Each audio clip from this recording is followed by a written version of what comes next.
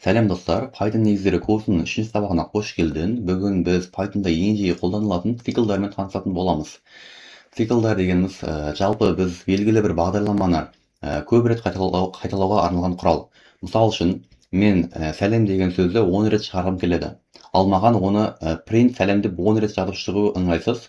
Ал мен цикл арқылы оған бұйрық беремін. Ей, программа, маған 10 рет сәлем деген сөзді шығар деген бұйрық бере аламын. Python тілінде негізгі екі цикл бар, for және while. For циклі бізде дайын элементтерді жеке-жеке алып шығатын зат, ал while циклі бізде шартымыз дұрыс болса, ішіндегі бағдарлама орындалады. Қарапайым мысал келтірейін. Мысал үшін, менде бір сөз болсын, мен сол сөздің әр элементтерін жеке-жеке шығарайын. Мысалы, менде текст деген айнымалы болсын. Текст деген айнымалыда менде qastep деген сөз болсын.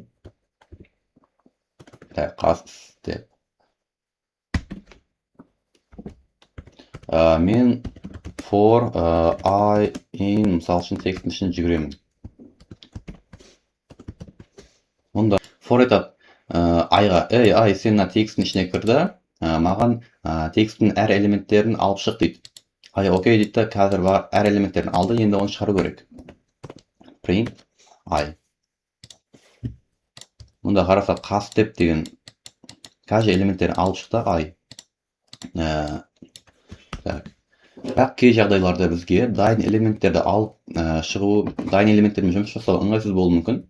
Ал мен белгілі бір әрекетті белгілі бір рет қайталағым келеді. Ал оған көмектесетін бізде range деген функция бар. Range деген белгілі бір рет қайтала деген сұраққа жауап береді.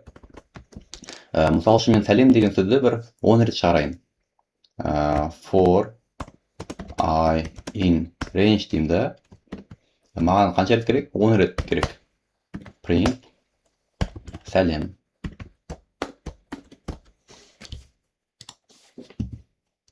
Міне, сәлем деп тұр. Тағы да мен мысал үшін бірден бастап 10-ға дейін сандар шығарайын. Сәлем деген алты сөз алайын да, жай ғана I дейтін болсам, қарайық. Жай ғана I дейтін болсам, менде 0-ден бастап 9-ға дейін сандар шығады. Неге? Range не істейді? Мен 10 дедім, 10-ға дейін жүгіреді. Яғни 0, 1, 2, 3, 4, 5, 6, 7, 8, 9, 10 кірмейді. Ал мен айтам, маған бірден бастап 10-ға дейін сандар керек. Яғни бастапқыда бастауыш менде 1 болу керек деп айтам мына жерге. Және 10-ға дейін. 10-ның өзі кіру үшін мен 11-ге дейін жүгіруім керек. Міне мұнда бірден бастап 10-ға дейін жүгіріп шықты. Және де былай жетсем болады. Маған бірден бастап 10-ға дейін жүгірді, бірақ 2 қадаммен жүгірсін. Яғни тақсандарды алайық. Мен не дедім? Бастапқыда ең бір шығарған бізге бірден бастайсың, яғни start. Мынау тұрған 11 end бізде. Ал мынау тұрған бізде step. Яғни бізде start бізде 1-ге тең, end бізде 11-ге тең, және step бізде 2-ге тең. Осы жақсы көрсем болады. Start, end, және step. Қателесіп кеттім, step емес. Мысал үшін start деп қоя салайын да. Start. Бәрін атымен как положено жазайын. End. Step. И мұнда тұрады, start тұрады. Мұнда end тұрады. Мұнда step тұрады. Міне, бірден бастады. 10-ға дейін жүгірді, 2 қадамнан, яғни 1, 3, 5, 7, 9 деген сияқты. Бірінші жағдай осы. Тағы бір жағдай. Егер мен мынаны алып тастайтын болсам, мысалы мен end деген алып тастайтын болсам, автоматты start және step болмайды. Бізде end болып кетеді мына жер. Яғни бізде step керек болмай қалады. Бұл жағдайда 2 элемент беретін болсам, range-ға басы мынау start болады, мынау end болады. Міне, бірден бастап оңғайын шықты. Ал жай ғана бірақ элемент беретін болсам,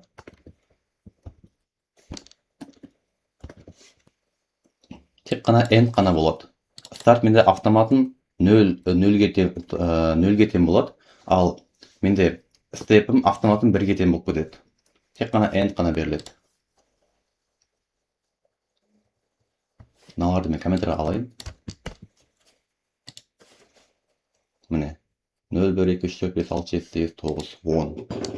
Өйткені 11-ге дейін жүгірдік. Жақсы. Бұл for cycle түсінікті деп ойлаймын. Енді while cycleмен таныстырайын. While cycle бізде шарт дұрыс болса орындалады. Ал шарт қате болса орындалмайды. Мысал үшін қарапайым бірден бастап бір оңға дейін сандар шығарайық. Ол үшін мен айнымалы ашамын. Мысалы I деген айнымалы ашайын. Бастапқы сан бізде 1, яғни бірден бастауымыз керек. While'ды ашамын, шарт қоямын. Егер менің I деген саным 10-нан кіші немесе тең болса, яғни дәл қазіргі жағдайда I бізде 10-нан кіші болып тұр. 1 10-нан кіші. Немесе тең болып қалса, онда шарт дұрыс. Шарт дұрыс болса, біздің ішіндегі логика орындалады. Print жай ғана I-ді шығар деймін. Сосын мен әр қайталанған сайын мен I-ды 1-ге арттыруым керек. Яғни I тең болады I плюс 1. Тура болса жазса болады. Міне 1, 2, 3, 4, 5, 6, 7, 8, 9. Немесе мұнаны қысқартып жазуға болады. I плюс 10 1 десек, тура әлгіндей. Яғни I-ды 1-ге арттырып каждый деген сияқты. Егер не істеді? I келді, мұнда 1 болды, 1 10-нан кіші, жақсы, онда бізге ішіне орындайды. Онда бізде дәл қазір I 1-ге тең 1-ді шығарды міне. Сосын I-ды енді 2-ге тең болып кетті. Өйткені I-ға 1 қосылып кетті. I дәл қазір 2-ге тең болады, 2 10-нан кіші, осылай оңғайдың барады. Соңында 10-ға тең болады дағыны. Соңында неді? I оңғайдың осылай барды. 10 10-нан кіші емес, бірақ тең. Шарт орындалып тұр, дұрыс. Онда ішіне орындайды. Енді келесі жолы I менде 11 болып кетеді. 11 10-нан кіші немесе тең емес, шарт қате, сонымен бізде циклымыз бітетін болады. Ал егер мен мына нені алып тастайтын болсам, I-ды алып тастайтын болсам, менде шексіз цикл болады. Шыға бер, өйткені мен I-ым көтерілмейді. Бұл түсінікті деп ойлаймын. Енді бізде break, continue деген заттар бар, осы циклдарда қолданылатын. Мысалы үшін былай жасайық. Егер біз бірден бастап оңғайдың жүгіреміз, егер біздің санымыз бір 5-ке тең болса, біздің циклымыз тоқтау керек. Жазайық.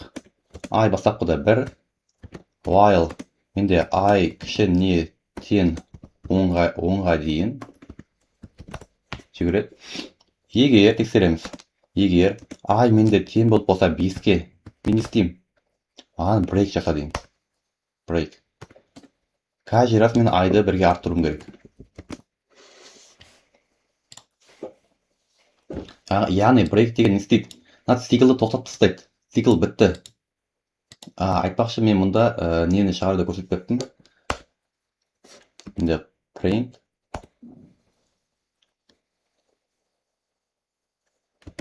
I деп қойып. Міне. Келді. 1-ге тең болды, I 2-ге тең болды, 3-ге тең болды, 4-ге тең болды, 5-ге тең болды. 5-ге тең болған кезде шығып үлгерді ол. Шыққаннан кейін тексереді. Тексергеннен кейін 5-ге тең болып тұр екен, онда цикл тоқтасын. Дальше цикл жұмыс істемейді, болды. Яғни шарты автоматтан false болып кетеді. Ал егер мен мынаны мұнда қоятын болсам, if-тан кейін қоятын болсам, бірінші менде I шығып үлгермейді. Бірінші тексергеннен кейін мыналар орындалмайды. Міне.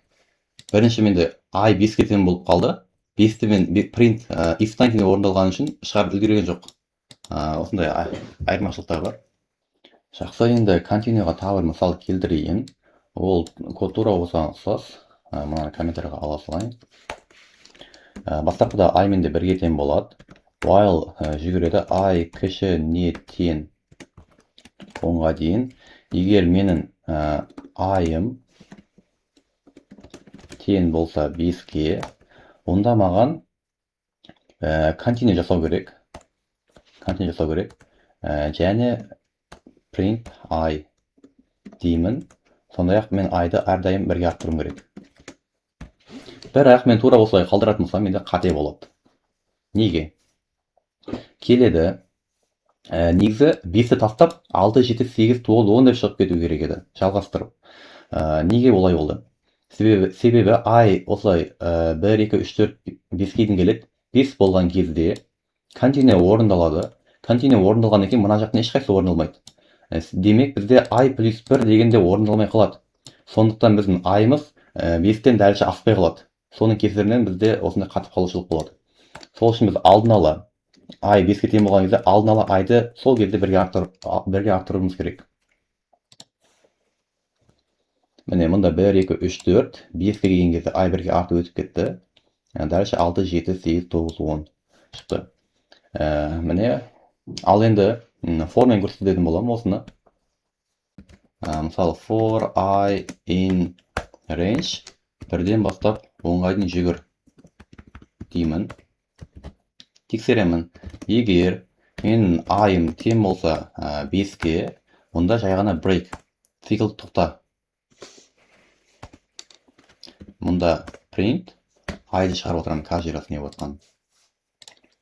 Мұнда бізде келді, бірге тең болды, I шықты, 2 тең болды, 3-ге тең болды, 4-ге тең болды. Ең соңында 5-ге тең болған кезде break, цикл тоқтап қалды. Дәлше жұмыс істемейді. Яғни формамыз бітіп қалады. Сол сияқты continue деген зат бар, жалғастырып жібер дейді. Яғни ештеңе істемейді ол. Break тоқтататын болса, ол ештеңе істемейді, өткізіп жібереді керісінше. Мысалы үшін, мен комментарийға ала тұрайын. Егер менің саным 5-ге тең болса, continue жасап жібер, жалғастырып жібер. Істеді. Мұнда келді, 1, 2, 3, 4, 4-ге дейін келді. Сосын 5-ге келді дағыны, 5-ге тең болып қалды, continue жасады. Яғни continue жасағаннан кейін, мына жақтаған логикалар жұмыс істемей қалады, бірақ циклымыз тоқтамайды. Бір рет қана.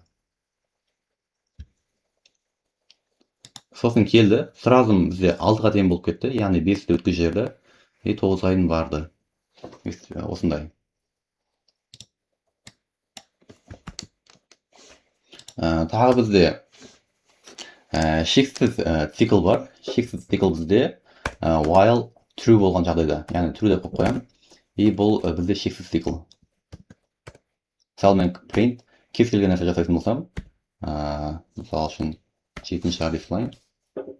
Бұны бізге шексіз шығарады. Тоқтамайды. Осыған так. Жақсы, енді біз қарапайым бір тапсырмалар орындап көрейік. Осы өткен тақырыптар бойынша. Мысал үшін, бізде пароль сұрау керек. Яғни біздің пароліміз дұрыс болмаса, қайта сұрай береді. Шексіз мүмкіндік бар бізде. Ал дұрыс болса, дұрыс деген нәрсе шығару керек. Ол үшін біз былай жасаймыз.